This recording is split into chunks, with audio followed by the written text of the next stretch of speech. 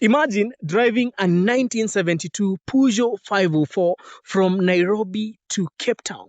That is what this gentleman behind me, leaning on his 1972 504, is about to do. His name is Edward, and he's crazy enough to take this trip. One of the things we know about the 504 locally, legend has it that back in the day, you would not park this car in front of a bank. And also, if your dad owned one of these, then probably you have a sibling that you do not know about.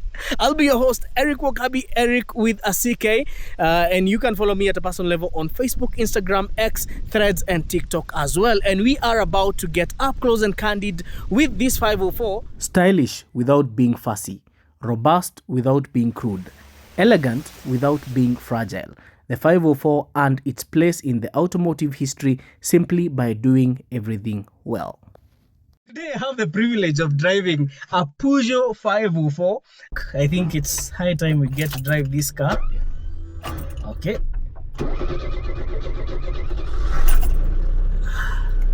It's very nostalgic. How did the idea of driving this car to Cape Town come to you? We have done trips to Tanzania, mostly East Africa, with these cars. My dad owns a wagon. He also owned this for a long time, because the first time we did a trip to Tanzania with this car, I was about 3 years old. So it's something we've experienced over the years. Okay. So, you know, that feeling of seeing new places in the convenience of your own car has always been something I hold dear. I decided, since I've been doing a lot of Tanzania, what if I could explore beyond? Because I've seen people explore all the way to Tanzania, to South Africa. So I decided, let me try and see the world beyond, you know, East Africa. Edward, driving this car to Cape Town is not something that we would call easy. No, it's not. So the reason why I want to try it is I want to challenge myself, and I also want to challenge, you know, the car. If it can get to Cape Town, it will be quite a story to tell, you know. This is going to be like a learning process and also a challenge on its own. I would want us to have a seat so that we can talk about the engine and also talk about the gearbox, because as is right now, this vehicle is running on a 4-speed manual gearbox.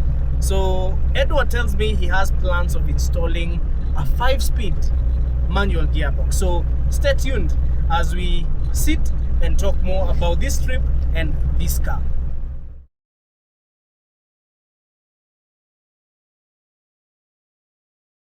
You're driving all those kilometers with a car that is over 40 years old.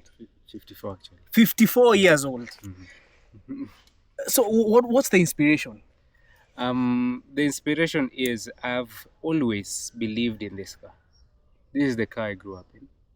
This is the car I basically learned everything. I learned how to drive.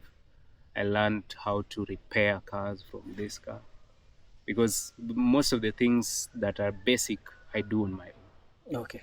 Yeah, so I get excited when I have to, you know, do a trip with a car I know like the back of my hand. Yeah, so we've done such trips to Tanzania and, you know, within the country, and so I don't think it will be such a big risk because I know it.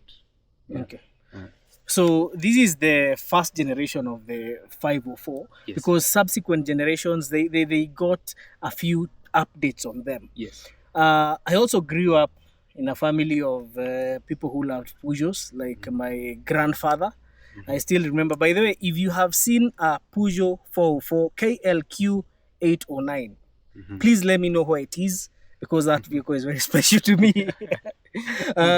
My parents, on their wedding, were also carried by Peugeot 404.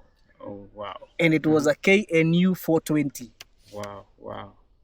So, this being a 504, okay, these cars were overbuilt. Yes. They are some of the most celebrated cars in the Kenyan, and not only Kenyan, the global automotive scene. Yes. In fact, legend has it that you would, back in the day, you would not park this car in front of a bank. Yes. If your dad owned one of these, then you probably have a sibling you do not know. Yeah, that's true. So they were nice cars. They were executive. They were built reliable, Yes. and they had awesome suspension systems. Yes. Now, I would like us to talk about this first gen because it's what you're driving. Yes. What engine are you running on? I'm running on 1800cc, which is the first model of the GL. When Peugeot released 504s, they had the GL first, then L came later, then GR, then SR, which came with different engines. So this one came with the 1800cc, which was later replaced by a 2-liter engine, which is a bit more powerful, but generally I think this is more reliable than the 2-liter because of you don't tend to push it so much because it doesn't have that much power. And then it has a 4-speed gearbox that was like pulled from a 404 and then given a bit of tweaks here and there, then put in a 504. Okay. So basically it runs the 4-speed gearbox, and then every other thing is stock. Let's talk about the distributor. It's a point distributor. Every other thing is stock. The radiator is the copper radiator that was there initially. That's what I have here. So I am trying to do it in the most purest state of this car. Okay. Without really adulterating it much. Allow me to be the prophet of doom. So, driving this car from Nairobi to Cape Town, being a point distributor, there are several things that could go wrong. One, the distributor near point, and I know most modern mechanics would not even fix that. Yes. The carburetor, ukipatana na mafuta chafu, sometimes it also acts up. So those are probably the only two things that I know would fail in this car, nothing else. How have you equipped yourself to deal with the carburetor and the distributor? Because these two things need skill. Okay, on the distributor, immediately I got the car in 2022. It failed. The distributor failed. Literally, it had a misfire that I could not fix. So I got a mechanic who really knew how to work on it. And during the fixing, I made sure I'm very keen on what he's doing. How he disassembled it and how he reassembled it. Whatever came that had a problem, how he fixed it. And later, after that, I have known how to fix. In case there's a misfire, how do I work on the distributor to make sure that misfire is fixed? If the power is a bit low, how do you get, there's a point contact. There's a way you sand it down so that the oxidation reduces, so that now the sparks are better. Hii ni ile gari unabeba sandpaper na star. Yes. And then secondly, the distributor, I work on it on my own. And whenever I need to do any corrections on it, I do it on my own. No one touches it, because I know if someone touches it, they might alter something that might bring trouble in the future. So when I'm working on the vehicle, I know what to work on. So in case nipate mafuta chafu, I will know what to clean and how to make sure that I have better economy. If I am working with a low quality fuel, I have spare fuel filters that I can always change to make sure the fuel that gets to the carburetor is good. But these cars were made to run on even worse fuel. Yes. So if I can manage to run with it all this time without having any issues, I think I can handle any other eventualities that will come later. Okay. Yeah. The other thing, Edward, is the Peugeots had an awesome suspension setup. And I would like us to talk about it next. what modifications are you doing on the car? Because one thing, the Peugeots were blessed with an awesome suspension, one that I would call flawless. Because Peugeot, Citroen, same family, especially the earlier Peugeots. Wachana, yes, sahi wameharibu. They have gone down through the road of cost cutting and all that. But the original Peugeots and the original Citroens, they had an impeccable suspension setup, probably the best in the world. You remember that the Top Gear episode where they tried to disable a bomb in behind on the rear seat of the Citroen, driving on rubbles. Which other Citroen story do you know? There was a president who escaped assassination because he was in a Citroen, and one of the tires was short, and because of the suspension of the Citroen, it's like that tire raised up, and the car was able to run on 3 tires without having a problem. You know, when a tire has a puncture, it will pull the vehicle. But on this particular case, the car did not have a problem because now it could be able to run with 3 tires. Yes. Cars that were basically over-engineered. Yes. Now, the same was translated to these 504s. Yes. And these first gen 504s borrowed a lot from the 404s, but they were updated over time. Yes. Yes. What modifications are you doing for the suspension? Because there are some sections of road on your trip that are not very good. Yeah. And secondly, what are you going to do about the range of the fuel range? About the suspension, I'm working on making the front suspension better, making it a bit more, have more travel, put longer, stiffer coils on the front so that it can be able to absorb any kind of rubbles from the front. And then the back, I'll retain it as soft as it is so that it can be a bit more comfortable, especially on the road, on the smooth roads. And then on the rough roads, it can also be, it can have all the absorption that there is. So about the range, I'm planning to add a 30-liter tank in the boot so that I can have at least more range than I have right now. Right now, I can go on like 700 kilometers on one tank. But then if I add like 30 liters, I can go to about 1,000 or 1,000 kilometers rather, because the carburetor at the moment, the way I've tuned it, can give me 15 kilometers per liter. Oh, nice. So 15? Yes. How? Unajua kawaida we hear Peugeot 504s you kunywa. Yes. There are jets that you put in that either give you more power and more consumption, or less power and more distance to the liter.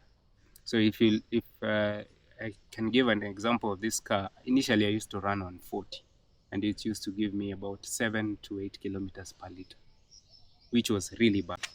I used to wonder why my tank would drain so fast. So when I changed to 125, that the one I am using, I can get up to 14 to 15 kilometers per liter on highway, and then in towns maybe 12 to 13 kilometers. So it's quite good. The only thing is now, with a manual car in traffic, you can really struggle to keep it moving. But on free roads, it's just the best. So on mods, we have talked about suspension and the fuel tank. Yes. Well, if you add that tank to the boot, it means you'll have less cargo space. Yes. So are you doing a roof rack on the vehicle? I'm not planning to travel heavy. So if I'm traveling with one other person, I don't think we will have so much to carry. If we have a bit more to carry, we're going to put it in the back seat. Okay. Because the roof rack, I want to put a rooftop tent so that in case we have a situation where we don't have a place to sleep, we can easily just put out a rooftop tent and sleep. It also cuts down on costs in case we don't have enough money to always pay for a hotel. Which route are you following? We'll be following Tanzania, Malawi, Zambia, then into Botswana and South Africa. Okay. That is on going. And then coming, I will pass through Namibia. I was initially thinking about Angola, but I'm still rethinking it. So if we go through Namibia, at the point where Zambia, there's the meeting point of Zambia, Zimbabwe, Botswana, and Namibia. At that point, maybe I can visit all the 4 countries. I can set foot in Zimbabwe, and then go through Zambia, Malawi, and back to Tanzania and Kenya. So, where can guys follow you? You can follow me on Instagram and on TikTok. I'm also setting up a YouTube page, Project 504 Africa. That's the name. If you go to TikTok, you'll get me at Project 504 Africa. If you go to Instagram, you'll get me at Project 504 Africa. YouTube, the same name.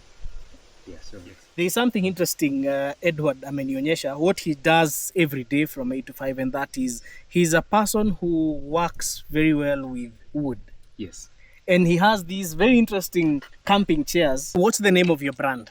My brand is called Maholavelo. Mm-hmm. Maholavelo is a wood-based product design, company.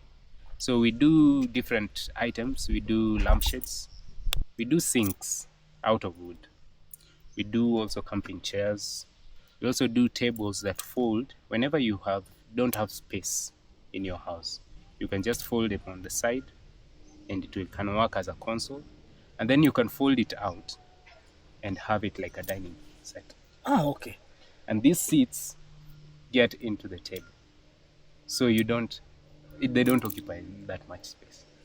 Guys who are doing overlanding, tafadhali go to Project 504 Africa on Instagram or TikTok. Inbox him. I'll also share his number in the description so that you can also support the trip he's taking. Yes. By buying merchandise from him. Yes. Buy these nice camping chairs. They are very nice. They are very classic. These are proper camping chairs, and they can be easily folded to even fit the boot of a car. So make sure the only way by them as a supported trip, kama unataka kumtumia do, the number is in the description, or support in any other way. Mm-hmm. But the most sustainable way to support him is buying from his company or brand. Check out Maholavelo and also support the Project 504 through buying from Maholavelo. I know our viewers will wish you all the best as you start this trip.